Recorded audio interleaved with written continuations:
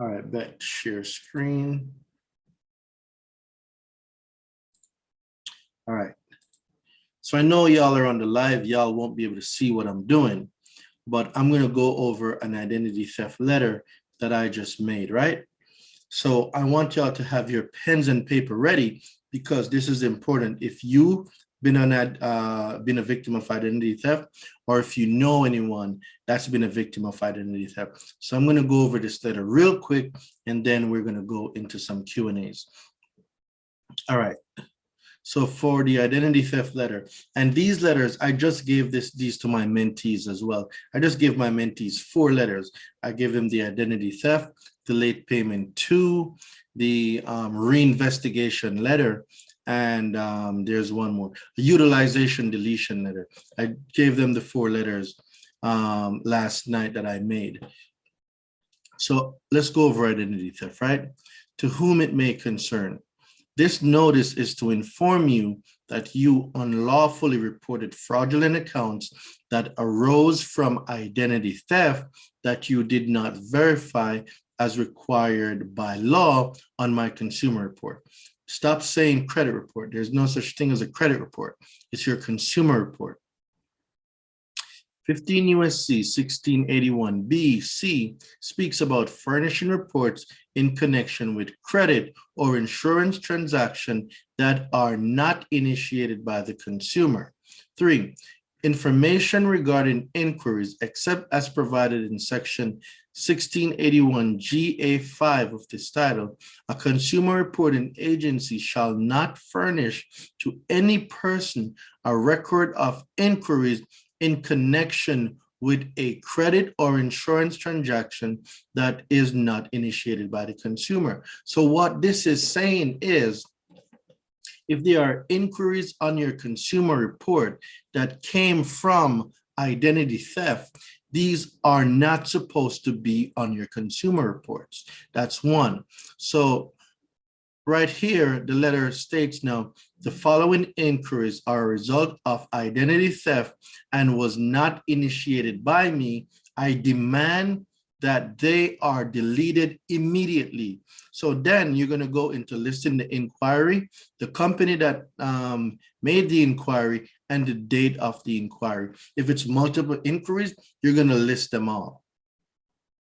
Then you're going to go into my identity has been stolen. You are hereby put on notice. It's important that we are putting them on notice because we want them to be aware of the fraud that is going on. So right here, we just put them on notice, right?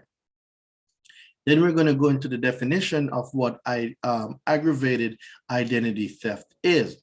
Aggravated identity theft, person to 18 U.S.C. 1028A in general, whoever during and in relation to any felony violation enumerated in subsection C knowingly transfers, possesses, or uses without lawful authority a means of identification of another person, in addition to the punishment provided for such felony, be sentenced to a term of imprisonment of 2 years. So I'm letting them know right now, if you go on with this fraudulent act, the law says under 18 U.S.C.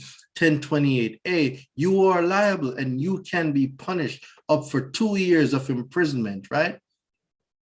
And I'm going to say now, an identification of me has been used without my permission because that is what happened. No consent means identity theft. An identification of me was used without my permission to open several accounts that have damaged my reputation and damaged my mode of living. Because you furnish a consumer report without my written permission as stated by federal law. So now we're going into the realm of permissible purpose, right? So next, we're going to put 15 USC 1681B, and that deals with permissible purpose. And now we're going to say, in general, subject to subsection C, any consumer reporting agency may furnish a consumer report under the following circumstances and no other. Number 2 says, in accordance with the written instruction of the consumer to whom it relates. Now, Doreen, why is that important? Because they need permission. You have to give them permission. No permission is identity theft. All right. So it goes further now to say, I wish y'all on Instagram on the live right now could see my screen, but I'm going to post this on YouTube. I'll probably post a Zoom. Yeah, I'll probably do that. I'm not sure. I'll probably post it on the page. You, TransUnion, Equifax, Experian, have aided this fraud by not verifying these accounts, and which is what normally happens. They come back and say an account is verified without actually going through the verification and the certification process. Congress states, 15 USC 1681, the Fair Credit Reporting Act, accuracy and fairness of the credit reports. There is a need to ensure that the consumer reporting agencies exercise their grave responsibilities with fairness, impartiality, and a respect for a consumer's right to privacy. Now, you want to list the accounts here. So, person to 15 USC 1681 C2, block of information resulting from identity theft, except as otherwise provided in this section, a consumer reporting agency shall block. So the word shall, right here, it says shall. When the word shall is used in the law, there is no option. It's not saying you may. May gives you an option, but it's saying that you shall. You shall do this. There is no negotiation. So the law says a consumer reporting agency shall block the reporting of any information in the file of the consumer. I want y'all to stop saying credit report. There is no such thing as a credit report. There's a consumer report and you have your consumer file. That the consumer identifies as information resulted from an alleged identity theft, not later than 4 days. So I'm going to go over it again. Except as otherwise provided in this section, a consumer reporting agency shall block the reporting of any information in the file of a consumer that the consumer identifies as information that resulted from an alleged identity theft, not later than 4 days after the date of receipt by such agency. Now, there's a few words I want y'all to pay attention here. It says they must block this no later than 4 days after the date of receipt. How do you prove date of receipt? I tell my mentees all the time, send everything certified mail, green return receipt. That green return receipt is your proof that they received it, and no later than 4 business days must these accounts be blocked. If you pull your consumer report on the 5th day after the date of receipt, and the items that arose from identity theft is still there, you are in the green to sue for consumer right violation in this section, 15 USC 1681 C2, the blocking of the information that resulted from identity theft. So now, remember earlier I said there's 4 things. There's 4 things that the that makes your identity theft letter valid. Without these 4 things, they will not delete it. That's why a lot of people have been having issues getting stuff deleted, right? So I'm gonna go over the 4 things right now. Number 1, appropriate proof of identity. Come on. You can't be saying it's identity theft, and you cannot prove who you are. So your ID or your driver's license or your passport or your social security card, then you're going to want to send in with either one of them a utility bill, a bank statement, or something that shows that you are who you say you are and the addresses match up. Take a sip of this water. I've been on Zooms and calls since 7 this evening. Like, forgive me, my voice is. Okay. So number one is appropriate proof of identity of the consumer, right?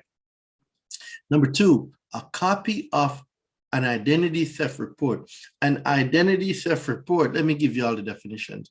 A lot of people be messing around with the definitions. Let's see if I can do it here. Control and click. Let me see if it's going to come up.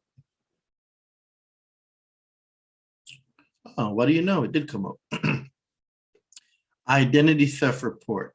The term identity theft report has the same meaning given to that term by rule of the Bureau and means, at a minimum, a report, A, that alleges an identity theft, B, that is a copy of an official valid report filed by the consumer with an appropriate federal, state, or local law enforcement agency, including the United States Postal Inspection Service or such other government agency deemed appropriate by the Bureau. Now, the word Bureau means the Bureau of Consumer Protection Finance. That is the only bureau. The consumer reporting agencies, they are not bureaus. I'm going to say this again. The consumer reporting agencies, they are not bureaus.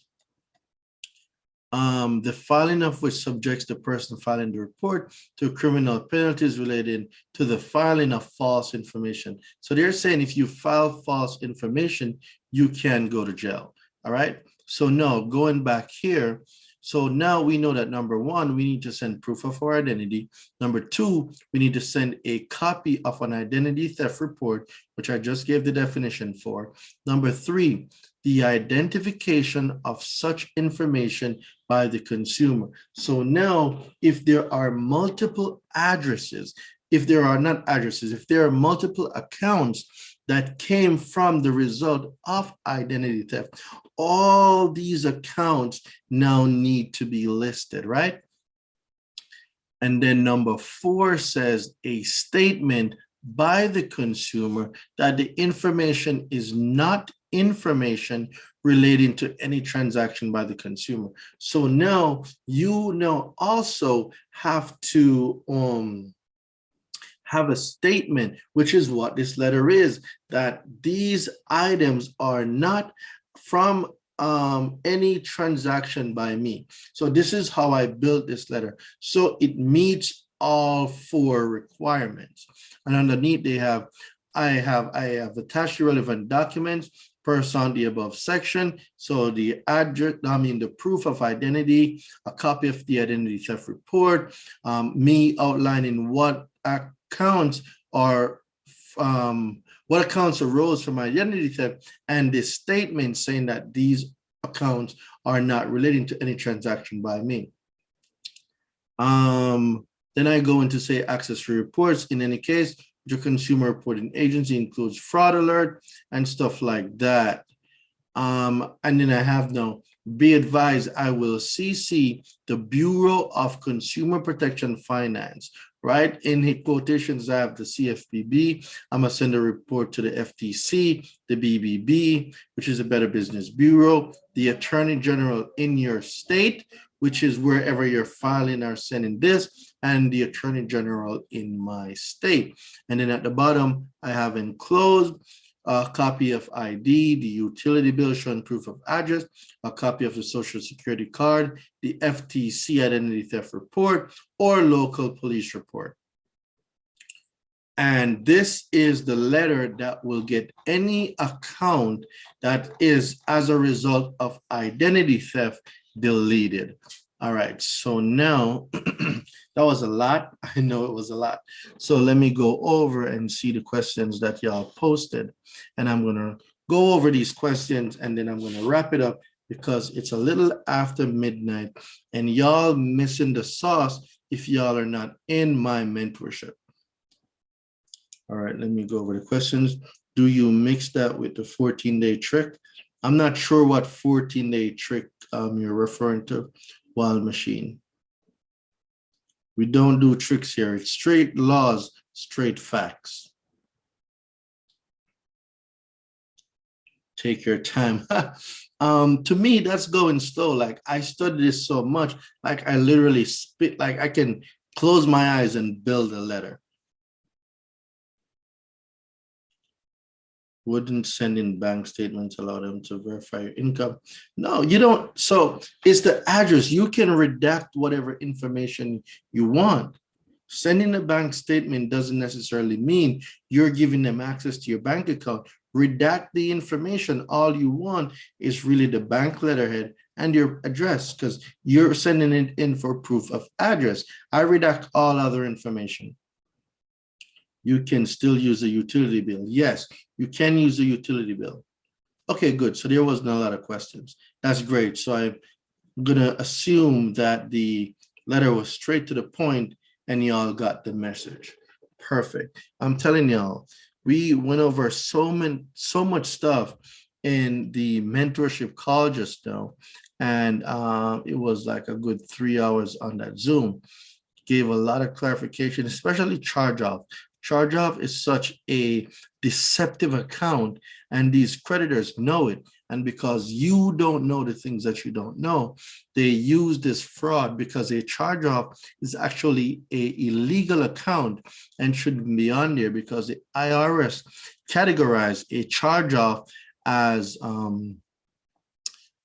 gross or ordinary income. Gross or ordinary income.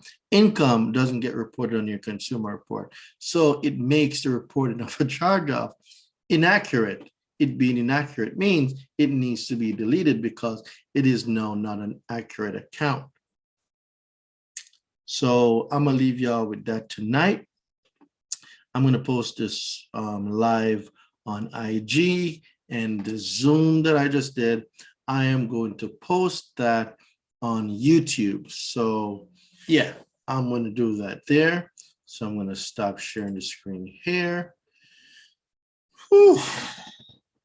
That was a lot, but I really hope y'all got it. All right. So I'm going to stop the recording.